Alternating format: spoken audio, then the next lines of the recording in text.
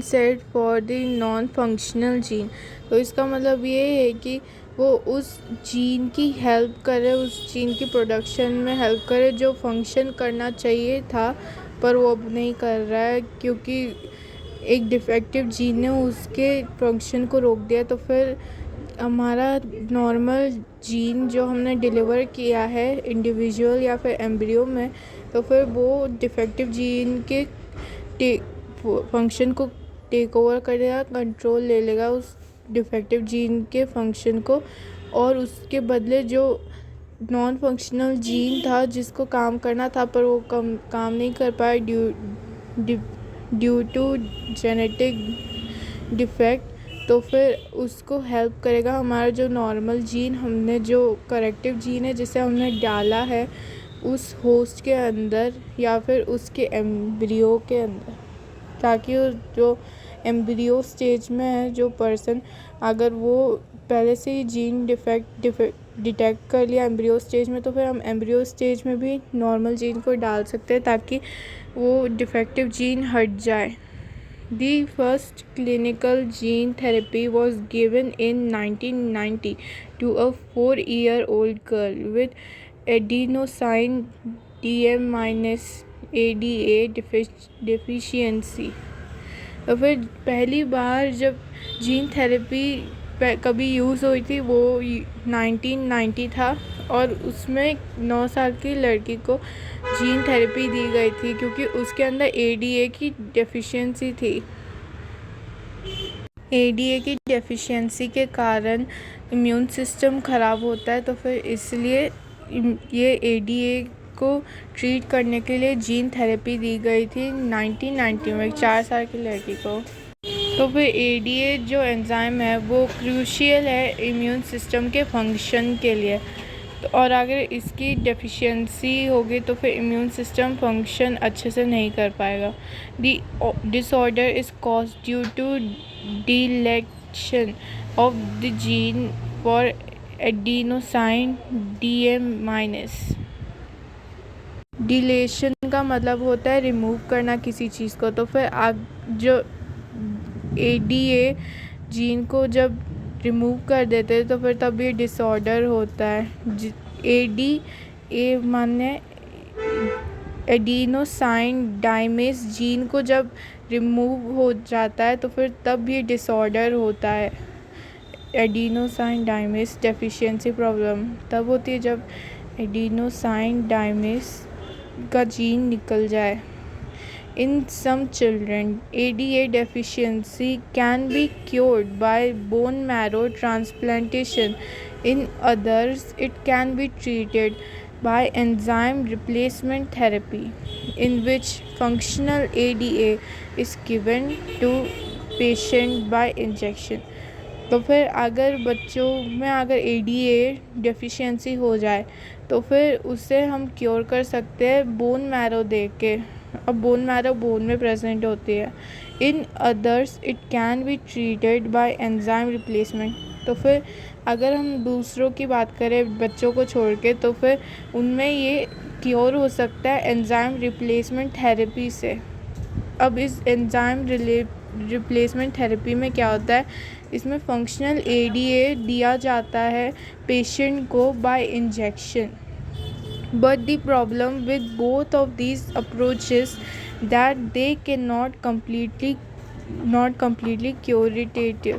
तो फिर क्योंकि हमारा जो एडीए फंक्शनल एंजाइम है वो दोनों ही केसेस में, बच्चों के में और अदर बड़ों के में, ये प्रॉब्लम फिर भी अराइज होती है एडीए डेफिशिएंसी की इस क्योर के बावजूद भी, क्योंकि एडीए एंजाइम हमेशा के लिए बॉडी में नहीं रहता, वो मर भी जाता है after certain period of time. तो फिर अगर उसकी डेफिशिएंसी दोबारा हो जाए तो फिर हम इसे कम्प्लीटली क्यूरेटिव थेरेपी नहीं कह सकते, जो हमने ऊपर डिस्कस किया है वो।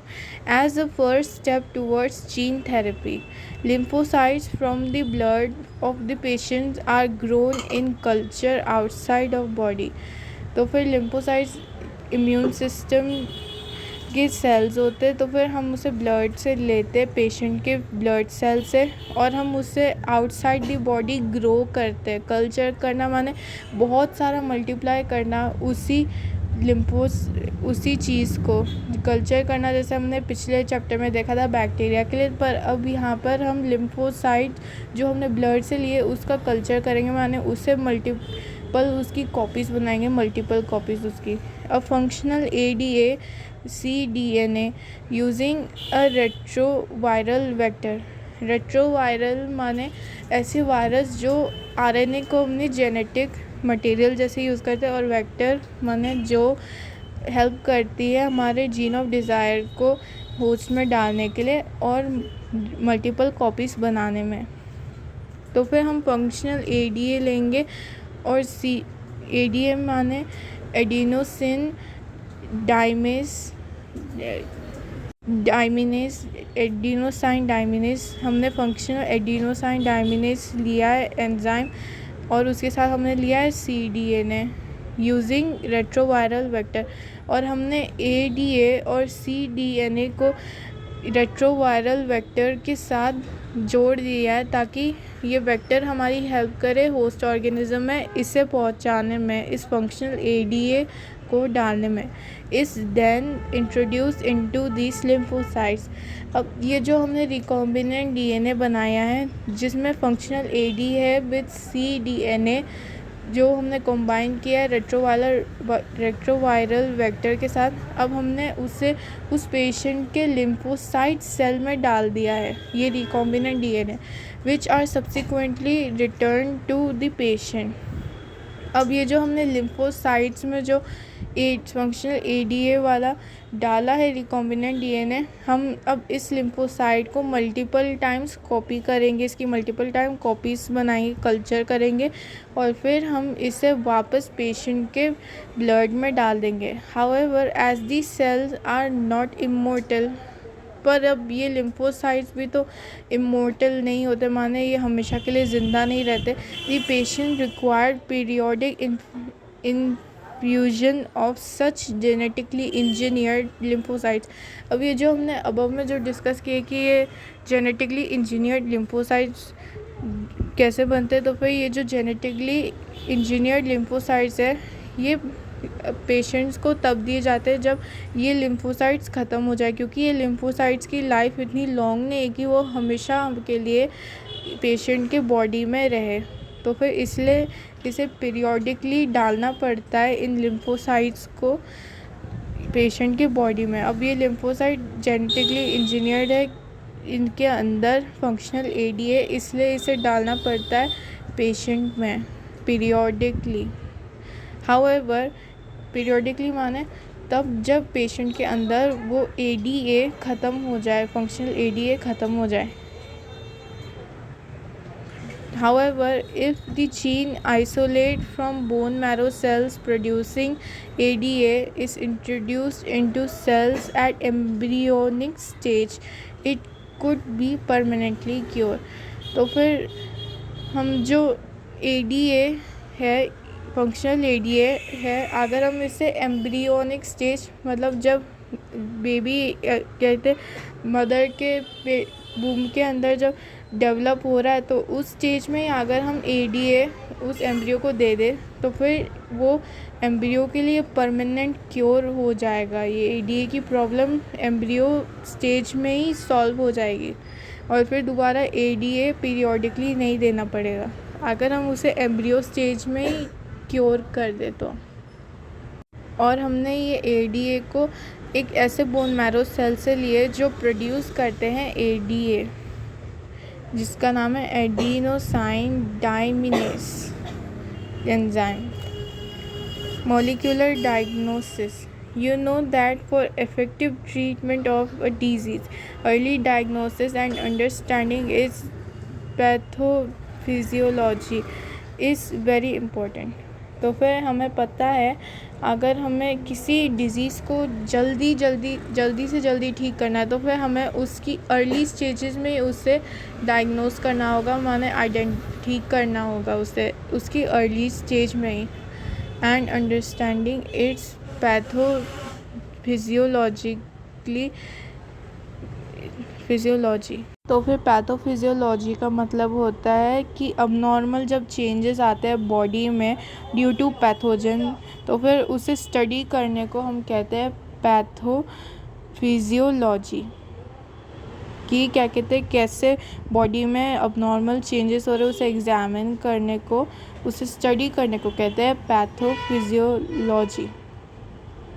तो फिर ताकि हम इफ़ेक्टिव ट्रीटमेंट फाइंड कर पाए उस डिज़ीज़ के लिए, तो फिर हमें अर्ली ही हमें उस डिज़ीज़ को क्योर करना होगा और हमें उसके पैथोफिजियोलॉजी को समझना होगा ताकि हम उसे इफ़ेक्टिव ट्रीटमेंट दे सकें। और पैथोफिजियोलॉजी का मतलब ये है कि जब बॉडी में पैथोजन के कारण अबनॉर्मल चेंजेस आ रहे हैं तो फिर उसे स्टडी करने को कहते हैं pathophysiology. Using conventional methods of diagnosis, serum and urine analysis. पर अगर हम क्या कहते हैं, जो पहले से ही यूज़ करते हैं जो मेथड्स, हम अगर उससे डायग्नोसिस जैसे यूज़ करें, सीरम माने जो ब्लड में फ्लूइड होता है, येलोइश फ्लूइड जो ब्लड क्लॉटिंग में हेल्प नहीं करता, तो उसे सीरम कहते हैं। और यूरिन एनालिसिस, तो फिर अगर हम कन्वेंशनल मेथड को यूज़ करके, कन्वेंशनल मेथड में ये दोनों आते हैं, यूरिन एनालिसिस एंड सीरम। तो फिर अगर हम इस मेथड्स को यूज़ करें अर्ली डायग्नोसिस माने फाइंड करने के लिए कि वो पैथोजन है कि नहीं, early detection is not possible. अगर हम बस यही टेस्ट करें, सीरम और यूरिन एनालिसिस करें, तो फिर इससे हमें अर्ली स्टेजेस में पैथोजन नहीं दिखेगा, बीमारी नहीं दिखेगी। ये पॉसिबल नहीं हो पाएगा डिटेक्ट करना पैथोजन या फिर बीमारी को उसके अर्ली स्टेजेस में, अगर हम कन्वेंशनल मेथड्स यूज़ करें तो। recombinant DNA technology, polymerase chain reaction, and enzyme-linked immunosorbent assay (ELISA) are some of the techniques that serve the purpose of early diagnosis. तो फिर हम PCR का मतलब जानते, पॉलीमरेज चेन रिएक्शन। तो फिर हम पॉलीमरेज चेन रिएक्शन में अपने जीन ऑफ डिज़ायर की मल्टीपल कॉपी बनाते थे, माने एम्पलीफाई करते थे उससे जितना हमें चाहिए। तो फिर अब हम पेशेंट के मान लो DNA ले, ताकि हम फाइंड आउट कर सकें कि वो पैथोजन है कि नहीं। तो फिर हम उससे लेंगे DNA या फिर जीन को पेशेंट के, और हम उससे मल्टीपल कॉपीज़ बनाएंगे with the help of polymerase chain reaction, क्योंकि ये हेल्प करता है स्पेसिफिक सीक्वेंस ऑफ DNA को बहुत बार कॉपी करने में। तो फिर अगर हम, क्योंकि ये जो पैथोजन है ये अभी कम मात्रा में बॉडी में, तो फिर इसलिए इसका अभी कैरेक्टरिस्टिक अच्छे से शो नहीं हो पा रहा है बॉडी में। तो फिर पर अगर हम इसे आउटसाइड ही बॉडी कल्चर करें और अगर हम इसी DNA या जिसमें पैथोजन है उसे मल्टीपल टाइम्स कॉपी करें, तो फिर हमें पता चलेगा, क्योंकि वो लार्ज क्वांटिटी में है वो पैथोजन DNA के साथ। तो फिर अब हम फाइंड आउट कर पाएंगे कि वो पैथोजन है कि नहीं DNA में। तो फिर जब, क्योंकि DNA अगर रेप्लिकेट करेगा जिसमें पैथोजन है, तो फिर हमें उससे पता चलेगा कि वो पैथोजन एग्जिस्ट कर रहा है कि नहीं। तो फिर इसलिए पॉलीमरेज चेन रिएक्शन ऐसे हेल्प करता है। एंड एंजाइम लिंक्ड इम्यूनोसॉर्बेंट एसे, तो फिर ये कुछ टेक्निक्स है पॉलीमरेज चेन रिएक्शन और ELISA, ऐसे सब मेथड्स है जिसमें हम जो हेल्प करते हैं हमारी अर्ली डिटेक्शन ऑफ पैथोजन या फिर बीमारी को। तो फिर पॉलीमरेज चेन रिएक्शन हमारी ऐसे भी हेल्प करता है, क्योंकि जितना ज़्यादा मात्रा होगा किसी चीज़ का तो फिर वो उतना इफ़ेक्ट शो करेगा। मान लो अगर हमारे पास पैथोजन है, तो अगर उसकी मात्रा ज़्यादा होगी तो फिर वो अपना इफ़ेक्ट भी उतना शो करेगा जितनी उसकी मात्रा होगी। तो फिर ऐसे हमारी हेल्प करता है पॉलीमरेज चेन रिएक्शन। तो फिर हमें पहले समझना होगा ELISA का क्या काम होता है। इसका काम होता है कि कितने एंटीजन और कितने एंटीबॉडीज़ एक साथ बाइंड है। तो फिर अगर हमें पता चले कि कितने एंटीजन्स है या फिर एंटीबॉडीज़ है, तो फिर हम उससे पता लगा सकते हैं कि कौन से पैथोजन या फिर बीमारी है। और इसका एक और भी काम होता है कि ये इनमोबिलाइज़ कर देता है एंटीजन को, माने फॉरेन सब्सटेंस को ये रोक देता है मूव होने से, मतलब उसका काम रोक देता है। और हम अगर डिटेक्ट कर पाए कि कितने एंटीजन और कितने एंटीबॉडीज़ है, तो फिर हम उसे एग्ज़ामिन भी कर पाएंगे और हम उसके लिए क्योर भी ढूंढ पाएंगे। Presence of a pathogen, bacteria, viruses, etc. is normally suspected only when pathogen produce a disease symptom. तो फिर हमें पता चलता है कि पैथोजन हमारे बॉडी में है, माने जो चीज़ जो हमारे अंदर बीमारी कॉज करती है, जैसे कि बैक्टीरिया, वायरस एक्सेट्रा, तो फिर हमें उनके बारे में तभी पता चलता है कि वो हमारे बॉडी में है कि नहीं, जब हमें उस डिज़ीज़ के सिम्टम्स दिखने लगे। जैसे कि अगर फ़ीवर हो तो फिर हमें पता है कि क्या कहते हैं कि कोई वायरस या फिर बैक्टीरिया के कारण हुआ है। तो फिर जब तक वो डिज़ीज़ के सिम्टम्स ना दिखे तब तक हमें पता नहीं चलता कि पैथोजन है कि नहीं अंदर। By this time the concentration of pathogen is already very high in body. जब हमें डिज़ीज़ के सिम्टम्स दिखने लगते हैं बॉडी में, तो फिर हमें पता चलता है इससे कि पैथोजन या फिर जो डिज़ीज़ कॉजिंग बैक्टीरिया या फिर वायरस है, उनकी अभी मात्रा ज़्यादा हो गई है बॉडी में पहले से ही, तभी हमें ये सिम्टम्स दिख रहे डिज़ीज़ के। However very low concentration of bacteria और virus at a time when the symptoms of disease are not visible. तो फिर जब बहुत कम मात्रा में होंगे बैक्टीरिया या फिर वायरस जो हमारे बॉडी में डिज़ीज़ कॉज करते हैं, तो फिर तब हमें कोई सिम्टम्स नहीं दिखेंगे, क्योंकि जितना कम मात्रा में वो होंगे उतना कम उसका सिम्टम्स या फिर उसके उतना कम उसका इफ़ेक्ट होगा। तो फिर इतने कम इफ़ेक्ट में बॉडी को पता नहीं चल पाएगा कि क्या कहते हैं बैक्टीरिया या फिर वायरस है कि नहीं, जब बैक्टीरिया और वायरस बहुत कम मात्रा में होते हैं। Can be detected by amplification of their nucleic acid by PCR। तो फिर हम अब जब तक इसकी मात्रा ना बढ़ा के देखें बैक्टीरिया या फिर वायरस की, तब तक हमें पता नहीं चलेगा इसके सिम्टम्स और इसकी डिज़ीज़ के सिम्टम्स के बारे में। तो फिर अब इनकी मात्रा बढ़ाने में हेल्प करता है PCR, outside the body, inside the body नहीं। तो फिर जब PCR बढ़ा देगा इनकी कॉन्सेंट्रेशन इन बैक्टीरिया और वायरस की, जो पेशेंट के DNA से लिया गया है, हम उस DNA को अगर मल्टीप्लाई करेंगे जिसमें वो पेशेंट के ऐसे DNA को जिसमें पहले से इन्फेक्शन है पर बहुत कम मात्रा होने के कारण उस इन्फेक्शन के, तो फिर वो विजिबल नहीं होता। तो फिर हम PCR की टेक्निक से उसी DNA को मल्टीपल टाइम्स कॉपी करते ताकि हम देख सके कि वो सच में वो डिज़ीज़ है कि नहीं। क्योंकि जब बैक्टीरिया और वायरस कम कंसंट्रेशन में होते हैं किसी बॉडी के अंदर, तो फिर डिज़ीज़ आसानी से दिखाई नहीं पड़ती, पर वो तभी दिखाई पड़ती है जब वो ज़्यादा मात्रा में हो। तो फिर PCR ज़्यादा मात्रा में बनाने में हेल्प करता है हमारे DNA में जो बैक्टीरिया और वायरस है, ताकि हम उसको अर्ली स्टेजेस में ही डिटेक्ट कर पाए कि ये सच में है कि नहीं बैक्टीरिया, वायरस फिर pathogen. Can you explain how PCR can detect very low amount of DNA? तो फिर हमें उसका आंसर ऊपर ही मिल गया था। PCR इतने कम मात्रा को DNA को कैसे एम्पलीफाई करता है, डिटेक्ट करता है।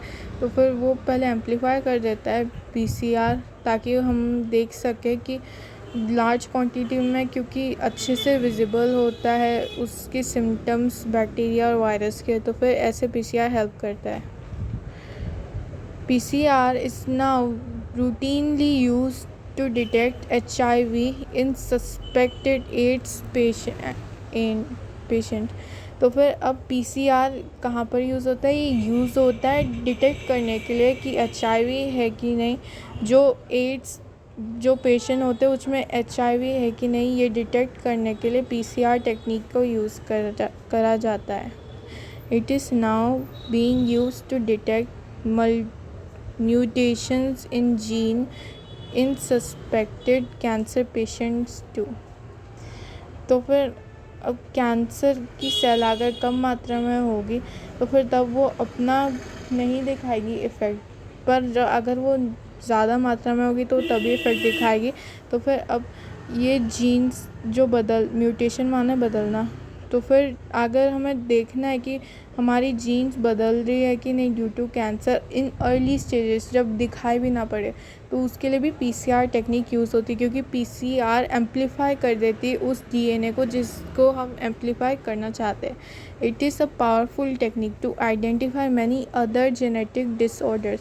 तो फिर अगर जेनेटिक डिसऑर्डर्स अगर कम मात्रा में होंगे अगेन, तो फिर हमें वो अच्छे से दिखेगा नहीं, तो फिर हम पीसीआर टेक्निक से उसे बढ़ा देंगे, उसको एम्पलीफाई कर देंगे, ताकि हम फाइंड आउट कर सकें कि ये जेनेटिक ऑर्डर है कि नहीं, और उसकी मेडिकेशन और डायग्नोसिस कर सकेंगे अर्ली स्टेजेस में। इससे फिर बीमारी अर्ली स्टेजेस में डायग्नोस करने से ज़्यादा प्रॉब्लम नहीं होती पेशेंट को, और उससे कम समय में जल्दी से ठीक हो जाता है patient. A single stranded DNA और RNA tagged with retrovirus molecule probe. Retrovirus molecule का नाम यहाँ पे प्रोब है। इस allowed to hybridize to its complementary DNA in a clone of cell, followed by detection using autoradiography.